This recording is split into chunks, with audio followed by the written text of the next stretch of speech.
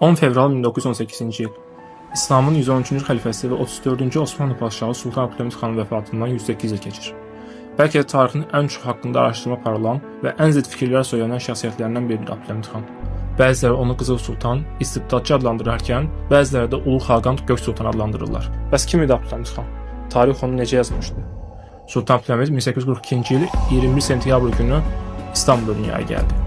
Şəhzadəlik illərində xüsusən əmisi Sultan Abdülaziz xanın dövründə onunla birlikdə Avropa səyahətinə çıxdı. Daha çox özünə qapalı və ətrafındakilərə qarşı məsafəli biri idi.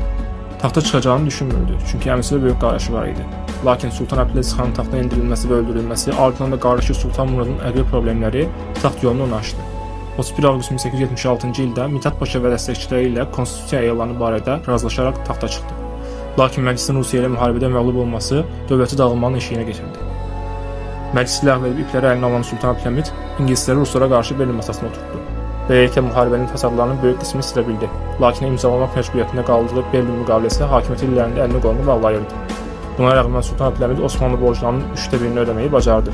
Bundan başqa ölkədəki ibtidai məktəblərin sayını 200-dən 4-5 minə, Sübyan və orta məktəblərin sayını 250-dən 600-ə çıxardı. İslam dünyası ilə mənəvi və ticarət əlaqələri yüksəltmək üçün Ankara-Bağdad dəmir yolu tikintisində almanlarla razılaşdı. Dövründə Avropaya, xüsusən Parisə oxumaq üçün bir çox tələbələr göndərildi. Lakin həmin tələbələr azadlıq və hürriyyət adı altında onun əleyhinə fəaliyyətə başladılar. Nəticə olaraq 1908-ci ildə qaldırdıqları üsyan nəticəsində sultanı 2-ci konstitusiyanı elana məcbur etdilər. 1909-cu ildə isə Selanikdən gələn Tərkit ordusu tərəfindən taxtdan endirildi və Selanikə sürgünə göndərildi. Maraqlısı ondadır ki, onu taxtdan endirməyə gələn heyət arasında bir nəfər belə türk yox idi. Onu devirib ölkəni qurtaracaqlarına və azadlığı gətirdiklərini iddia edən iddiaçılar isə Abdülhamid xan dövründəki rejimdən daha qatı və daha sərt bir idarəçilik qurdular. Edamların ardı-arxası kesilmirdi. Abdülhamid xanın 33 il ayaqda saxladığı imperiya 9 il 6 ay sonra dağıldı.